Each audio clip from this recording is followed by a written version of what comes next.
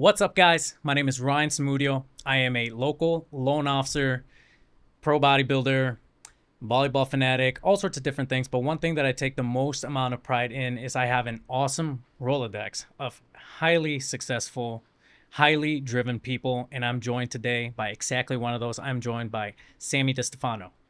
Yeah. Thanks for having me, Ryan. Really cool being on this. So, Absolutely. yeah. So, as a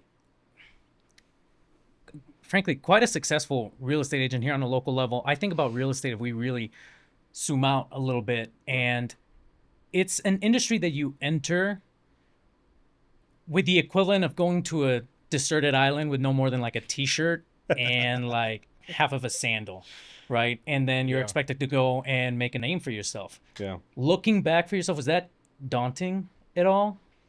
It was weird. Every job I've had up to that point in my life, there was training. Came out of car sales at Chapman BMW in Phoenix for years. And there's a lot of training on a week. Every single month there was training. Real estate, we became a real estate agent and was just told to tell everybody that you're a real estate agent. Eventually you'll find business. So there was no training ever until you go and pay for it. And that Yeah. was not told me. That was not told to me that it was available to go pay for training. So Yeah. yeah, Even it's a little zooming, scary. even zooming back a little bit further to Yeah. the car sales, that's scary in and of itself, right? I think it's Yeah, one of those sure. things that people go into, especially if they have no direction. They're like, hey, well, listen, while you figure out what you're doing in life, you can make a lot of money selling cars. Right. But I think that's a little bit of a facade too, because for what little I know about car sales, is it's still such a small percentage of them that actually make the big bucks, Yeah. Yeah. right? So going into that, was that one It a was little the same. intimidating? It was the same. It was it I think for the first 6 months that you ask yourself, is this something I would do for the rest of my life? Will I make it? Is this something I'm going to stay in? Because you're constantly measuring what your time is worth, and should I just cut and go to a new industry or a more traditional job, at least where the income is guaranteed. So So do you think that for a lot of people that are in that particular industry, they see it as a stepping stone? I think so. I think some of them do. Um, I think as soon as I got into coaching and effectively paying for someone's time that had gone before me and had done it successfully, that's where it all changed for me. Yeah. And this is still in car sales, or are you talking about in real estate Actually, particularly? both of them really. I had a mentor in car sales as well. When I got into real estate, I didn't realize that there was coaching available. I thought, you just kind of hang around the veterans and pick it up, but there is. I was curious if it had a similarity in the world of mentors or somebody that like Yeah. kind of takes you by the hand. And I bet you anything that not necessarily every location has somebody like that, and you might just end up in purgatory. Sure. But I also hear that it's one of those things where you have to spend a certain amount of time before they start giving you more at bats Sure. and stuff like that. Like there's a little bit of politics in it. Yeah, true. Yeah, you have to prove yourself. And the more opportunities, the more you prove yourself and show that you're actually competent, the more opportunities will come. I found that to be similar in real estate as well.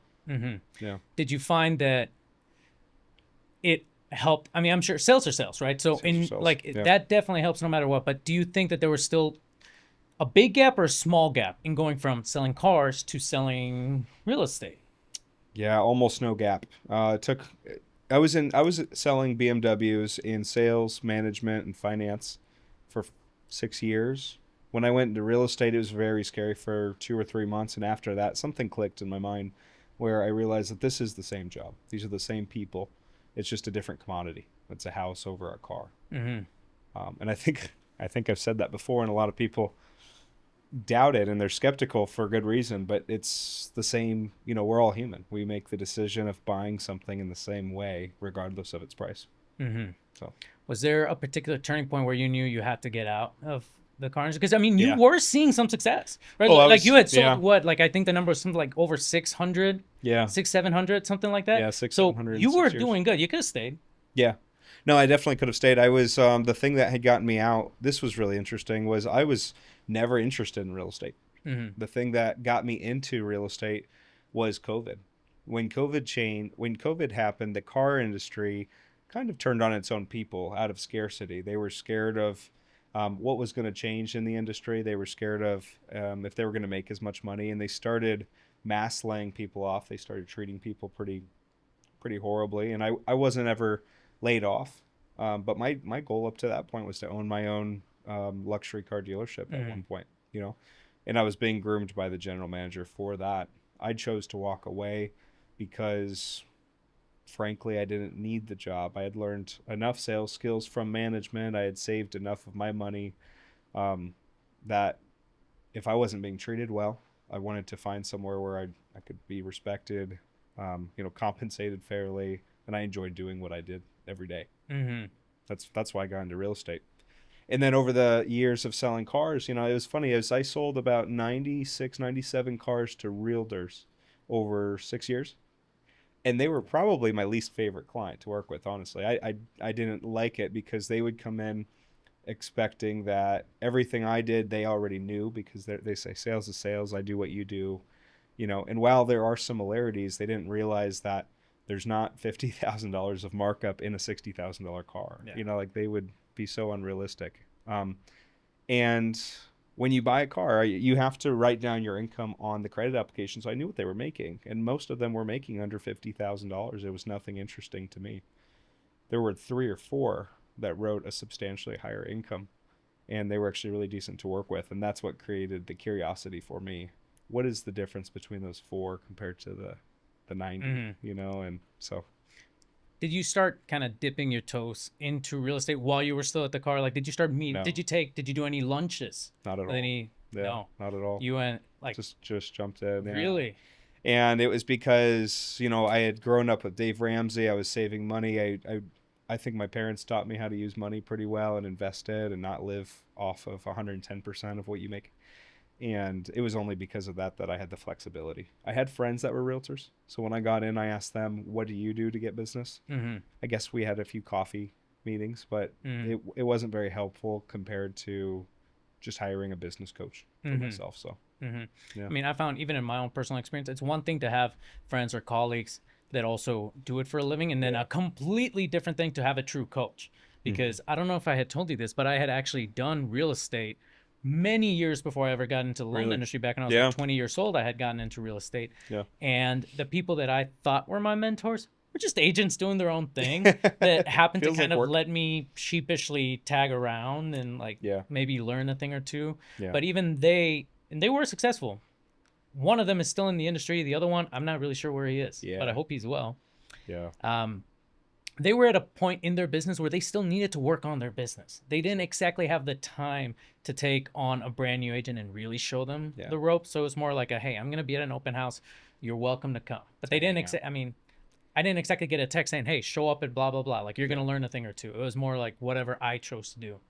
I think, okay, so I'd love to build on that. I think in my experience in real estate, I think one of the biggest issues that we all, even me personally in the beginning, we all struggle with was, when you do something, you might take 6 months trying to procure, help a client buy or sell a property, and you do. And it might be 6 months after that, someone comes up to you and says, I heard you got a huge sale, and you haven't been paid for 6 months, but it feels really good that someone really admires what you're doing. And you take your time right there and you trade it for free to this agent, teaching them something that you really aren't good at. I see that all the time. And in the beginning, I did the same thing, as I would almost repeat my coaching calls to agents around the office because I really did want to help. But at the end of the day, all I was really doing was kind of feeding my ego instead of working that day. How many times do we see people sell 1 or 2 homes and then become a real estate coach, on how they did it. And so it's a very interesting industry. But I guess that's why there's 90 what do they say, 90% turnover, 80% turnover every 2 years? Yeah. So even out of those, what percentage of that 10%, let's say it's 10%, actually make enough to make to call it a decent living and not just enough to pay the bills? I bet you it's a much smaller percentage than that. So I can think of several agents that I know that have been doing this for a while, and they do enough to keep the lights on. And I'm not knocking anybody, right? But if we're looking at, hey, who do I want to model my business after? It's not that. Right? So going back to, for example, your first year, what would you say were the things you did right and the things you did wrong? Good question. I think the things I did right, and this was almost not even something I can give myself credit for. A lot of times it's an accident. It's an accident. I was working with this agent. His name was David. And he taught me about Mike Ferry coaching, and that's what he had done back in the day to learn the business. He got me involved with Mike Ferry coaching almost immediately after I became licensed, and I started paying for a business coach. And I remember it was really scary. Back then, it was $1,000 a month for business coaching. Now it's $2,000, right? And inflation. But one of the first lessons that business coach taught me, he said, all of us get into real estate for the freedom of time and to be our own boss, only to realize we're a pretty shitty employee. You know, like how many of us are self-employed and we're technically in charge of our own business as realtors, and we never go to work. Or you wake up at 10, 11 a.m., go into the office for a couple hours, and then you put a few posts on Facebook that, use me for your realtor, and then you're done.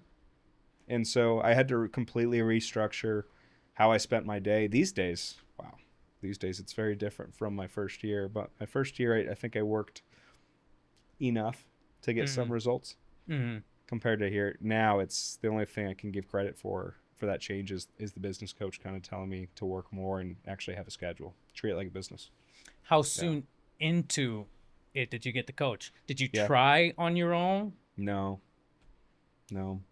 Within 3 months, 4 months. Yeah. What did the first 3 to 4 months look like? I was using free coaching online. It was Ricky Carruth on YouTube, and I was just spending 6, 7, 8 hours a day cold calling, and the script was pretty simple. It was, hey, I'm a realtor, and this is like almost calling people out of the phone book. I'm a realtor. I was just curious if you had any real estate plans coming up this year I can help you with. And that's how I found my first. Here's a fun story. Okay, I was doing that for 6, 7 hours a day before I started working with David. Any mentor at all?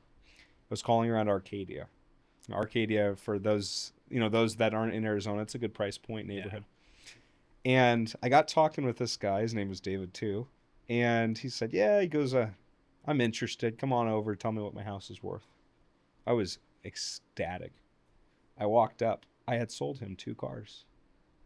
No kidding. It was one of my clients, and he back in the day was a realtor. Yeah. He hadn't been for 20 years, but he said, because I love you. You did great with the cars, but you haven't been doing this for long, and I don't really trust you enough to hire you to sell I think it was a $750,000 house. So where do we go with this? And I actually reached out to an agent, David, and set up a second appointment, brought him, and he did the whole appointment. And he ended up hiring David with me along, and so we split the job, we split the pay.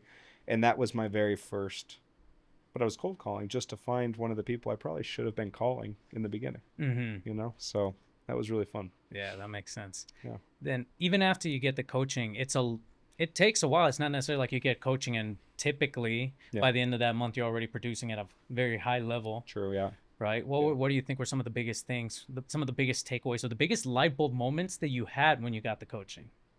I think when I got the coaching, it was so easy. My only job was to do what the coach said to do, not to understand why they were saying it, but just to be coachable. And that's still something I struggle with the most today, is because once you get some success under your belt, I think I've sold a little over 100 homes now. And when you've sold over 100 homes, you think you are the expert, but you have to understand that your coach, like my coach, in the same time that I've sold those 100, he's probably sold 1,100, and so he must be doing something different. So these days, my one job is to be coachable. It's long hours. It's showing up early. All of that is involved, but just following your coach is the simple message. Do you believe in following blindly? Do you tweak it a little bit to yourself? Yeah, I believe in following blindly. Whether I do that or not is a whole nother story. I put my own spin on things, and I think it slows down progress. Sometimes I'll stumble upon a good idea, and it speeds it up. Yeah. See, when I got into bodybuilding particularly, of course I got a coach. I wasn't going to try to wing it. I'm just somebody that hit the gym often enough, and I was like, hey, like... That shows maturity, though. Yeah, you're not able. I knew I was not going to take the stage, at least and not win, right? Why am I going to spend... Like, this is not exactly an industry that you do because it's going to make you a ton of money. No, far from it. It's something that you do because it's fun. It's something that hopefully you have a certain degree of passion for. Yeah. But you don't do it for the money. I promise you that. And I got a coach, and I remember during the first meeting that we ever had, I told him point blank, hey, Tell me what to do. Because I had already been working out for a long time. I've been Sure, familiar sure. with following diets. So I Yeah. didn't need the hand holding that somebody else might need. So I just told him, tell me exactly what to eat, tell me how to work out, Mm-hmm. and I will follow it blindly. Yeah. And I stuck to blindly. He said, do you want me to just give you the macros? I was like, no, tell me exactly Everything. Yeah. what to eat. I don't want to mess it up. Because then Yeah. if you give me the macros, I thought, okay, well, like maybe I don't want the room to start playing around with it on my own. I want to truly follow what you want me, what you want me to do. Yeah. And I followed his meal plan blindly, all of his workouts blindly. Even if he picked a workout that maybe I didn't like, you start But getting that's very into. rare. Mm-hmm. It's very rare. Mm-hmm. Yeah. I mean, this podcast, I love that you said, I have a big Rolodex of people that you look up to, and you can learn what we're doing and try to implement it. And I've done that in my life. But so many people that I know that are extremely successful these days, the hardest thing was following the rules or following Mm-hmm. what was told of them. Mm-hmm. It's Yeah. so weird. And I mean, same thing Yeah. even with a lot of, for example, either the scripts or the playbook. So you pay Yeah. a lot of money to get a coach, and a lot of people do. Yeah. They can't realistically baby you every step of the way unless maybe you pay extra for straight up one-on-one. Maybe they Correct. can baby you a little bit, but Yeah. there's a fair amount of trust, right? Of Oh, yeah. the honor code of, hey, did you actually make these calls? Yeah. Because they You didn't could lie to them. You can lie. Yeah. A lot of us do. Yeah, for sure. But then the only person that you're cheating is yourself because you're Correct. paying this 'Cause person you're a paying for it. copious amount of money. Yeah. Right? And it's the same thing, especially in the health and fitness world, Yeah. especially because if you give somebody a plan on, let's say, 800 calories, which is Yeah. sadistic. I'm not saying that this is almost not even a realistic plan, but let's say Okay. you do, and they're just straight up not losing weight. Like, I don't know. It's like, it must be the plan. It's like, you're They're not lying. doing this. They're Let's lying. be real here. Let's be real here. You're not Yeah. actually It would following bring this. results. Yeah. Yeah, 100%. Yeah. Now, through all this, it seems simple enough when you break it down to the Right. practical, do this and do that, but there's a lot of, let's call it mindset that goes into it. Yeah. And I know we haven't touched on it much, at least on this particular podcast. You've done a few, and your history is out there, and that's a Yeah. really cool thing. Yeah. Right? It's had obstacles. It's had Yeah. ups. It's had downs. You've seen a lot of success, and then you've hit ruts, whether it's even just through business or on a personal level. You today, hopefully a little older, a little wiser, how do you minimize the lulls? Mm. Because life will still happen. I try, so it's still a work in progress. I try to not celebrate as high as I used to on the wins. And I try not to sink into despair too low on the lows.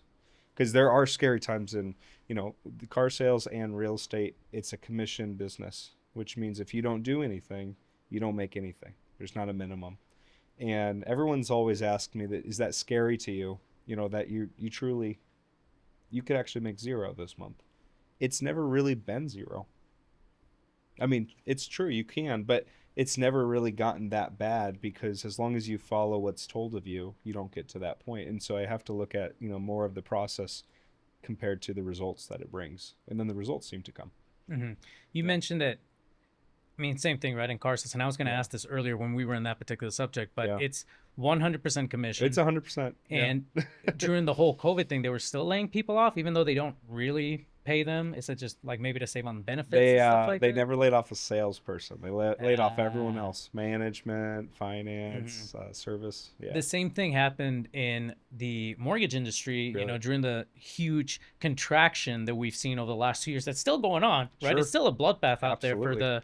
the less fortunate. It's tough. It's tough. I'm not trying to knock on anybody, but we're still contracting massively, and will continue to, especially with the recent changes. Yeah. In the loan world, it was the processors, the underwriters, LOAs, business development, all the people that were on salary. Yeah. Depending on what the branch's production was, they started looking everywhere for where they could start trimming.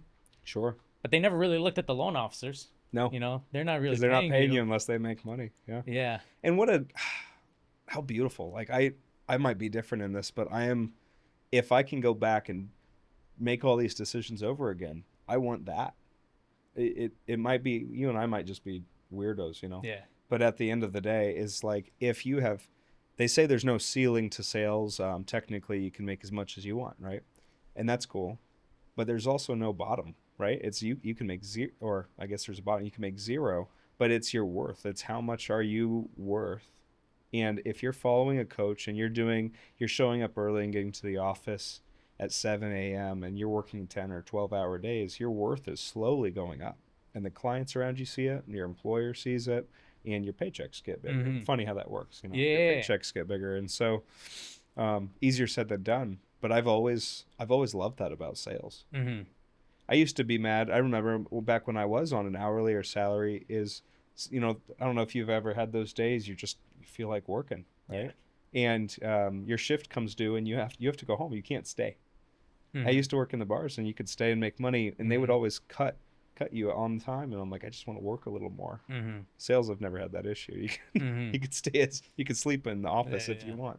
That's what, because I had spent a fair amount of time behind the bar myself as a bartender. Sure. And if you happen to have an opening shift, I would try to tell the closer, hey, can I take your can I take your cut? Because then I work open and close. I get the most hours on the clock. I get the largest bite or the largest chunk of the pool. Yeah. And that worked out fantastic. Like you said, some days you just feel like we're just weirdos. Yeah. Yeah. But it works well in sales because you have to work a lot. Speaking of sales. Yeah.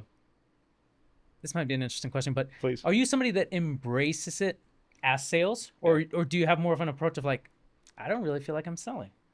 Does that make sense? Because even for myself, a lot of times you're breaking into something there. Like I think of myself really as just consulting. Yeah. But it's sales. I don't pretend that it's not. Who said it? I think it was Jordan Belfort. Everyone's seen Wolf of Wall Street, I think.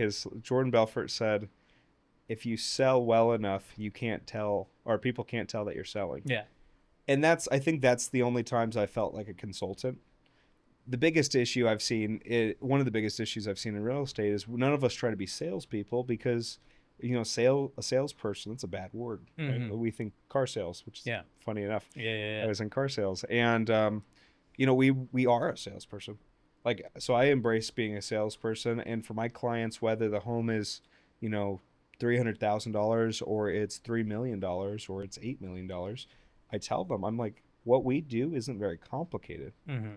You're hiring me as a salesperson to be aggressive, proactive, to actually do these things that I'm promising you on day one that are going to be done. Mm-hmm. You want a salesperson. You don't want a consultant, because at that stage, we don't work very hard as consultants, do we? Mm-hmm. And so, but yeah, having that guilt around being a salesperson has stopped a lot of my personal friends that are in sales become amazing at their job.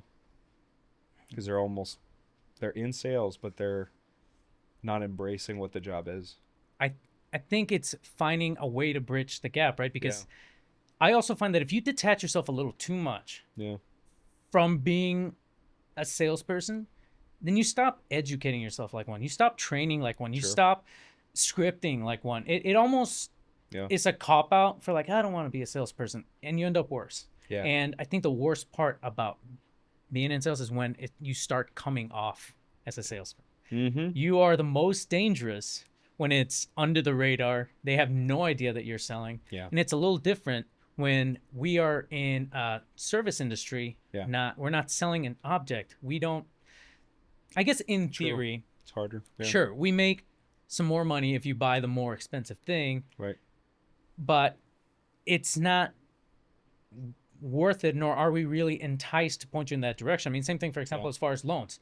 I want to get you the lowest rate because I'm not compensated by what rate I get you, really, right? So I have every reason to want to give you the best possible product. Right. And then same thing, like as far as the loan amount goes, I want you to be so happy with the loan that you have that you refer me to your family and friends. Yeah.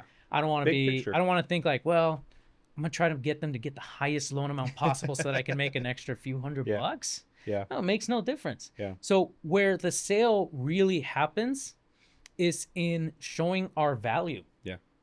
As opposed to, again, really trying to get somebody to buy the highest ticket item. Yeah, this gets into mindset, which you were wanting to. I think it's abundance and scarcity.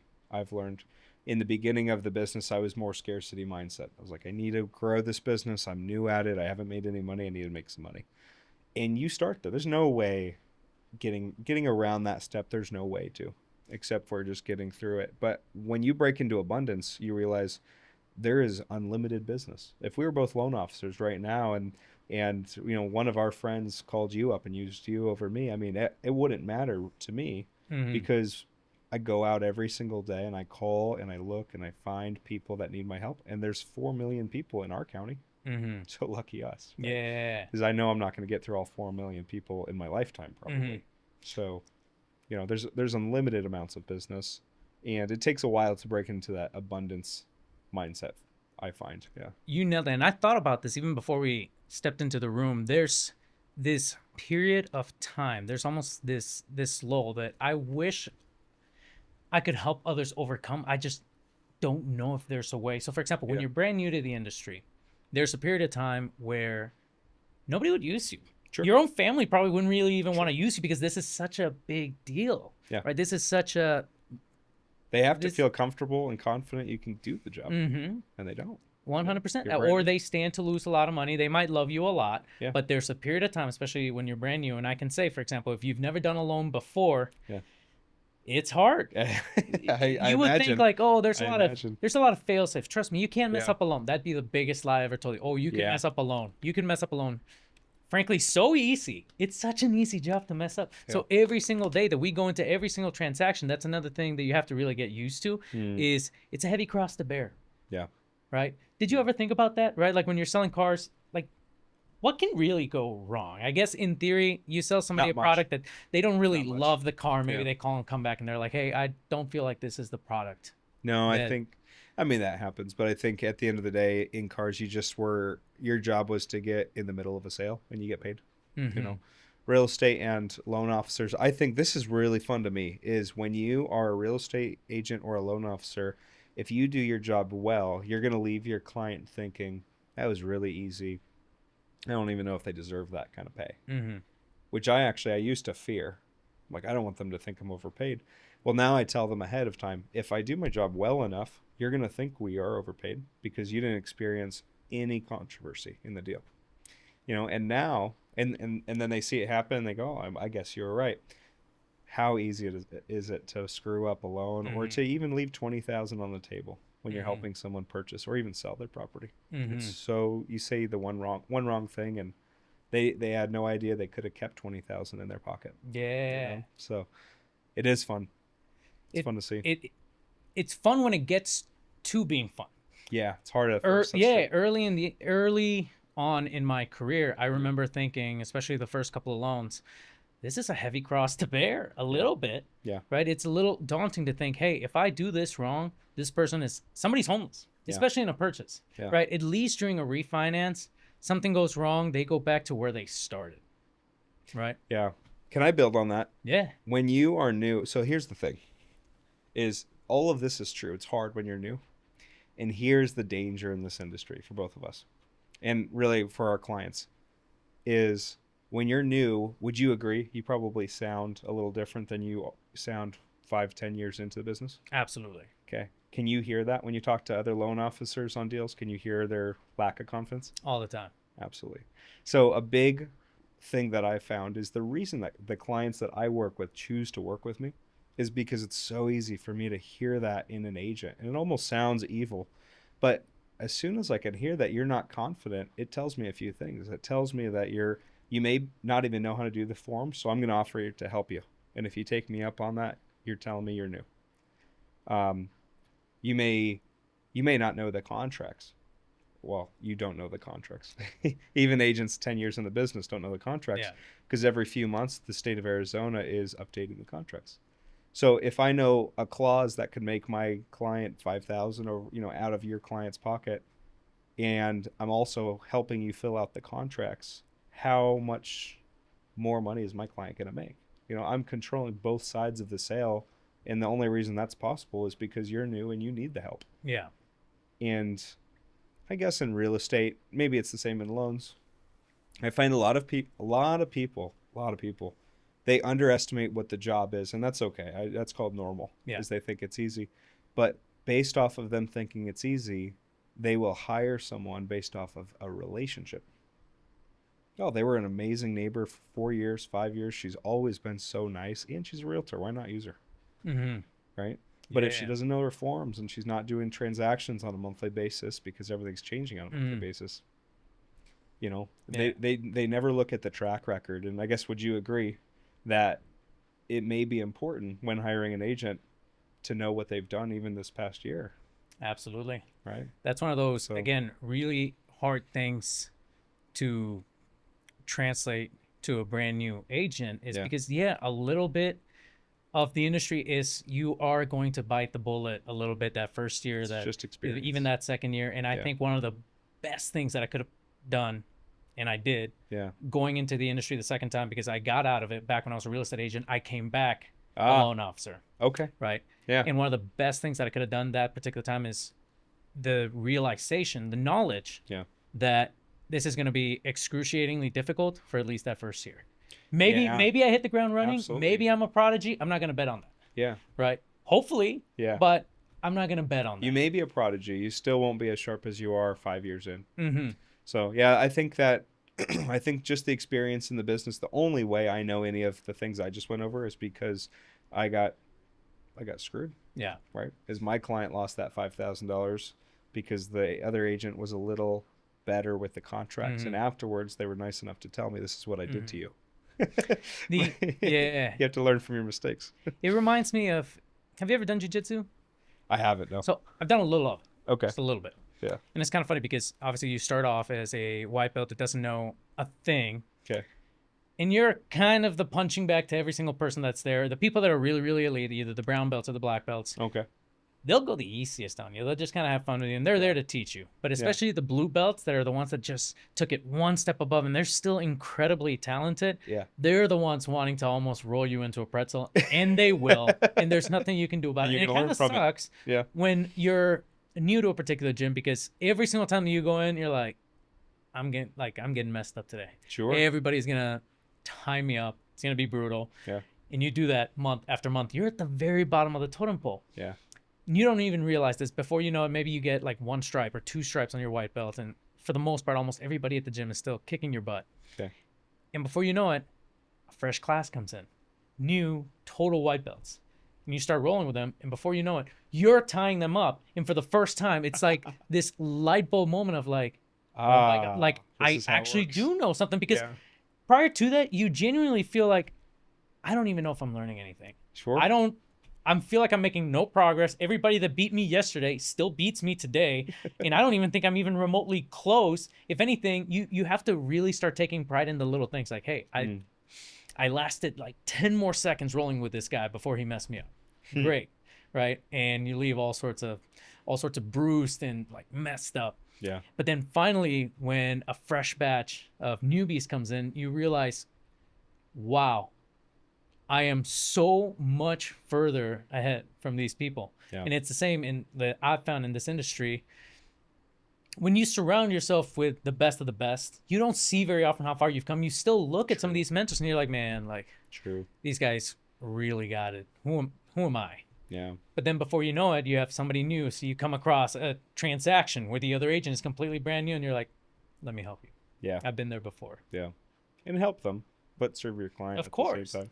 Of Yeah, it's like, it's funny when it comes to coaching. That was another benefit of it, was I was surrounded by some of my best friends that I made through the coaching were agents doing 50, 75, 100 transactions a year. So my first year I did 30 I helped sell 30 homes. I was hired to sell 30 homes. And I remember thinking, man, this is not fast enough. I am not doing well at all, because everybody I knew was doing closer to 100. This was my first year, and so when I went back to my brokerage or, friends in Arizona, everyone outside of coaching told me I did incredible. And that's been a pattern over the years too.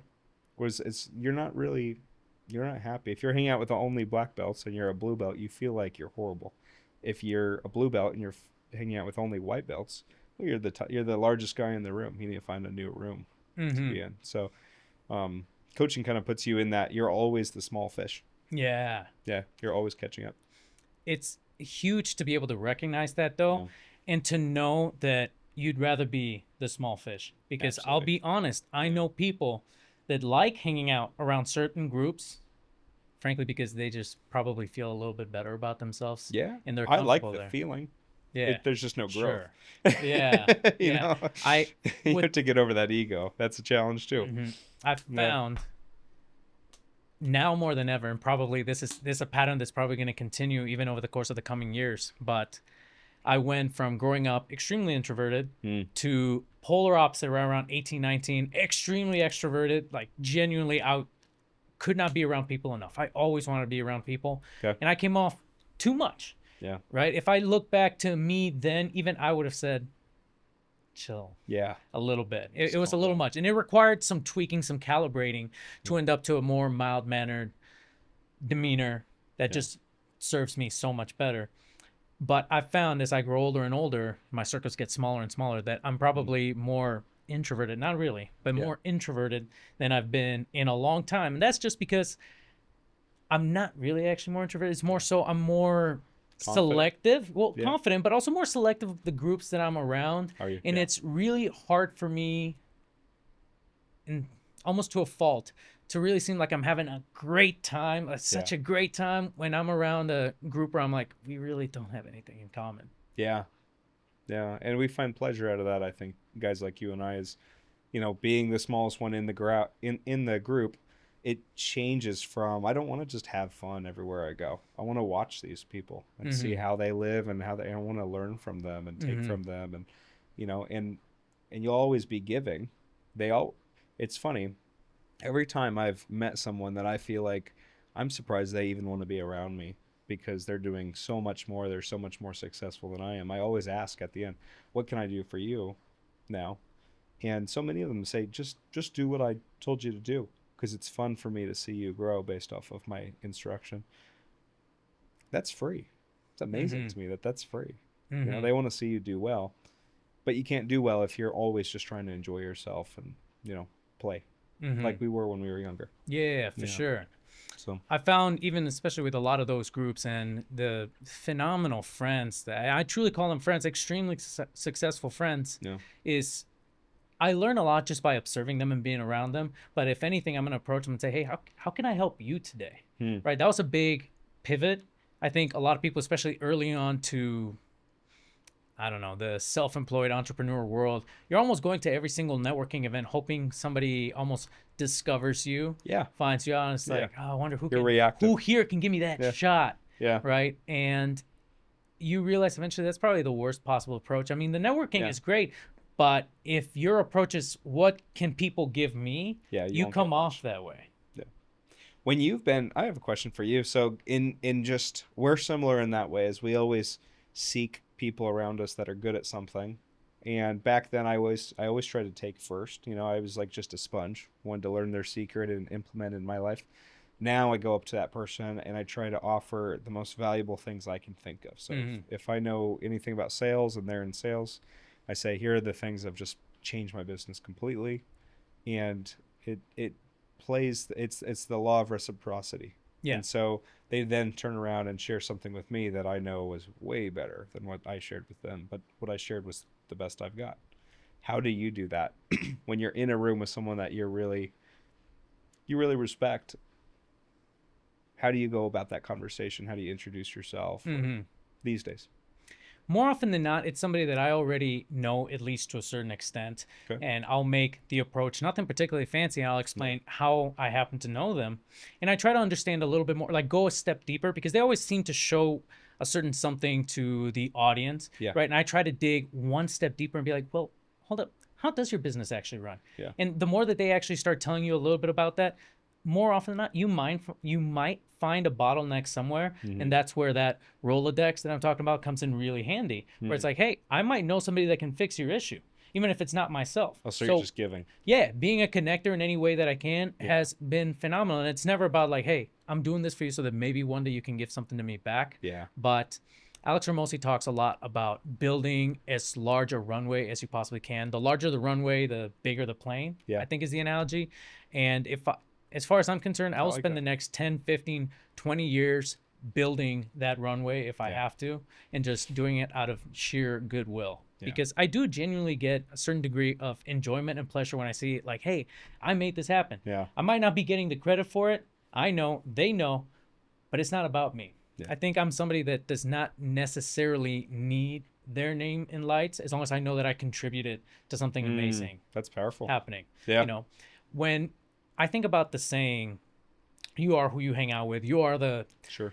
combination of the you The know, average five. of the 5 people Yeah, around you. yeah, Yeah. exactly. See, I reckon that saying has been around for a long, long time, a long, long time, prior to a world where we have social media and even probably TV to the extent that we have right now. Yeah. So I think the modern adaptation of that particular saying is you are the combination of the things that you consume.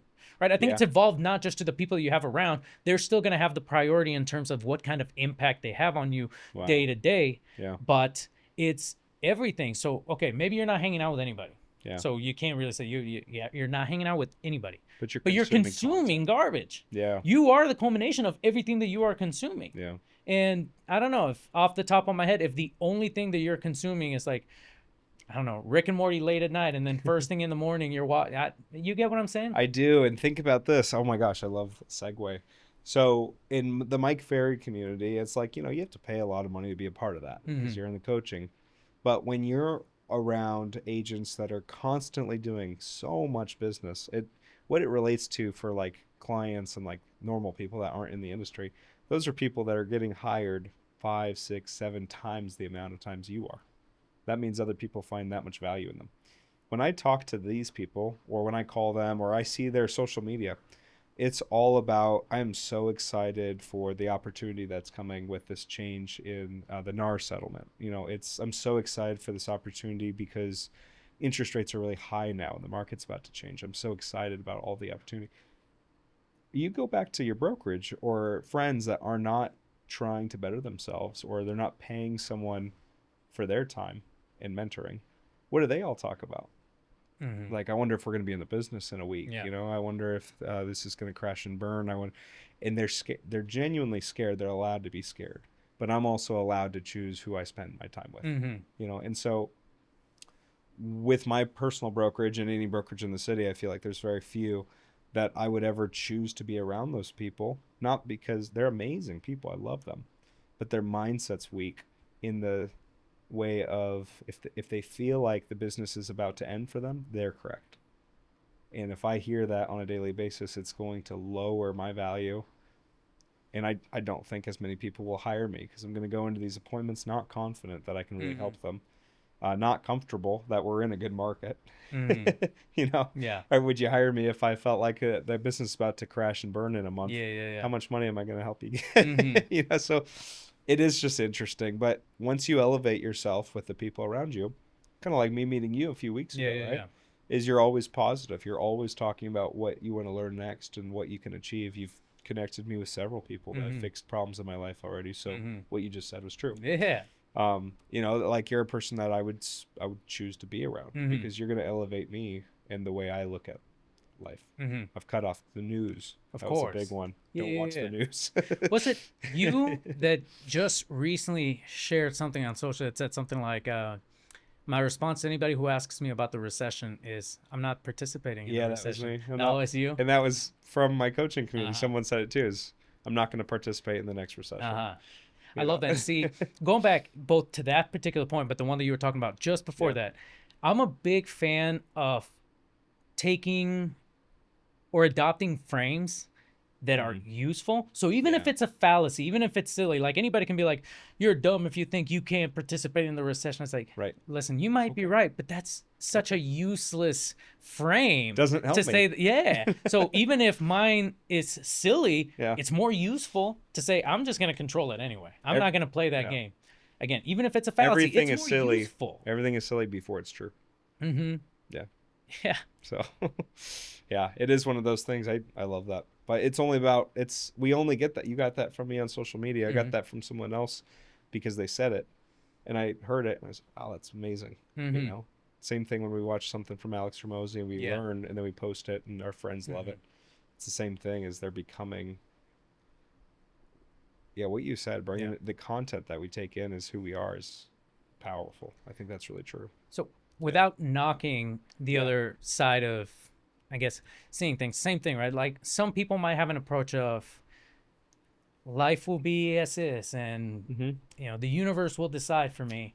Yeah. That's fair. I'm not trying to knock it. But same thing, I don't like the idea of taking on a frame that takes control away from me. Sure. Or same thing, even blaming anything or anyone for anything that's happening in your life right now.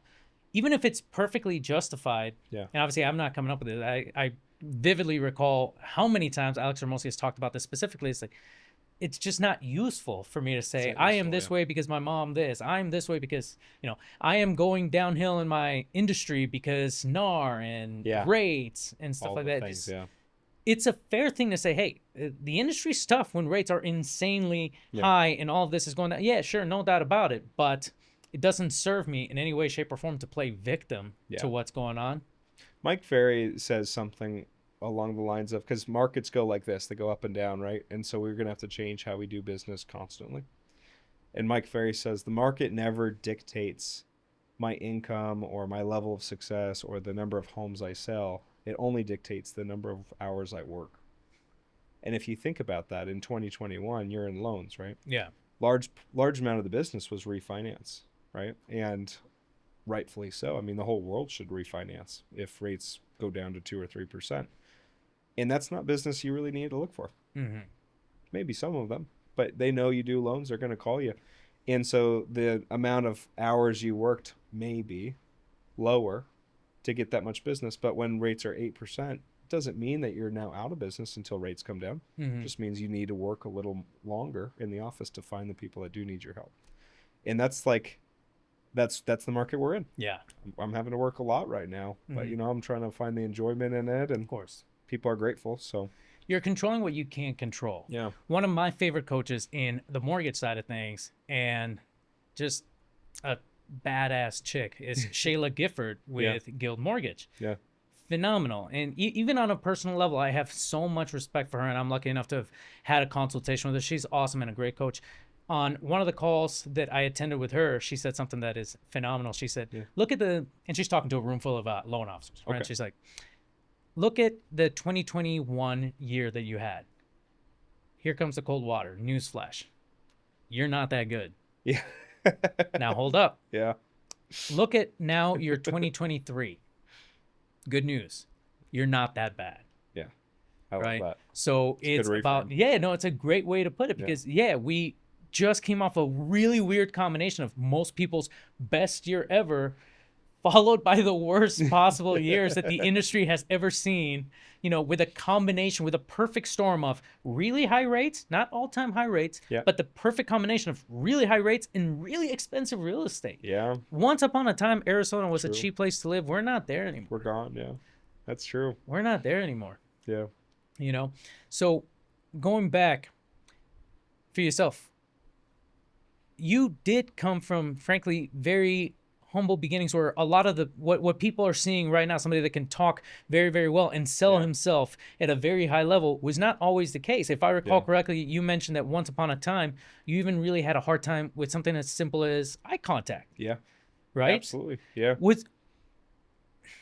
To the best of my knowledge, Yeah. you started finding the gift of gab yeah, during a debate club, something like that. speech and debate team in high school. Yeah, Was it pulling teeth when you started that? no, it came pretty naturally. So it was fun. Yeah, So right off the bat, you were getting enjoyment out of that. yeah. Where did all of the mindset and motivation and self-improvement, where did that really kick in? Right? Or were you I think- always a sponge for information? No, I wasn't. No, I hated school. I was the class clown, and class clowns are usually extroverted. I was a class clown Yeah. for like my friends. Yeah. But I think, I never had something I was really, really good at. Like that just came so natural. At least you were a class clown. I wasn't even that funny. Right. Well, it's like we try to find our thing. High school and junior high is usually that time where you're trying to find your niche. And, I did different sports. I was okay at them. I was a C student. I just kind of got by. And I think looking back, I didn't really have a big why or a big reason to work hard. And now I think,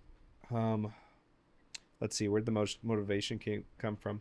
Speech and debate team, paired with a few other things that happened in my life, showed me that I can completely influence random strangers based off of communication. That is so simply put. But if you spend hundreds of hours studying communication and tonality and how you speak, and looking at how people's faces will change based off of if they trust you or if they think you're lying, if they're confident. I use so much of that in my everyday work now. Mm-hmm. And back then, I just saw a little bit of how powerful it could be. And I mean, it takes it to Tony Robbins is probably one of the most successful speakers in the world. Hmm. I don't know what he makes per year, but he's changed hundreds of thousands of lives. I mean, just constantly. And if I can be half of that, I mean, I would do it. So that was something back when I saw the power of communication and influence. I realized that's what I want to be, that more than a football star, or more Hmm. than an artist or a writer. Hmm. Is I just want to be able to influence people. And then you can take that into using it for good or bad, but like there's always that's called normal too in the Yeah. world. People use everything for good or bad. So I've really enjoyed learning communication. It's served me well. It's helped with the success. But yeah, it's funny that I really couldn't even look at people growing up. I was introverted. I opted out of most parties. I wasn't really Yeah. interested to be around people, but I didn't know how to talk yet. Yeah. Yeah. So I think that would have been different if I started studying communication earlier. I genuinely believe that high level communication is Yeah. probably one of the best skills that you can possibly have. And Mm. I think that every possible door, I genuinely believe that every possible door will be open for you if you can communicate at a Yeah. high enough level. Yeah. But what's ironic about it is that neither myself nor yourself were very drawn to speaking at all once upon a time. I know Weird. for a fact I Yeah. wasn't. Yeah. And matter of fact, most of my upbringing really shut me up. I was already growing up in Mexico, Yeah. right? They have a very heavy banter. There's a lot of Yeah. banter growing up in Mexico, A lot of right? talking. A lot of talking. Yeah. And what's funny is there's still a lot of love behind it sometimes, Yeah. but still a lot of banter, and trash talking was not something that came to me particularly naturally. Still doesn't. I don't like it. Yeah. And a few times that I tried it, I was like, I don't like this. I don't like Not making very good people. at I it. don't like Yeah. making people feel bad. I'm not enjoying this at all. Not even in humor. Yeah. It's Right. not I'm useful. hating it. Yeah. So for me, it was mostly just trying to fly under the radar as best as I could. When I first moved to Arizona, I thought I was gonna have better luck. I don't know. Maybe English was gonna be different. It's a fresh Right? shot. I was like, maybe different culture. I was like, I think these kids are gonna be friendlier. Yeah. And I went to two high schools in Scottsdale, and it was even worse. If I was quiet before, I'm real quiet now Yeah. because these kids were vicious.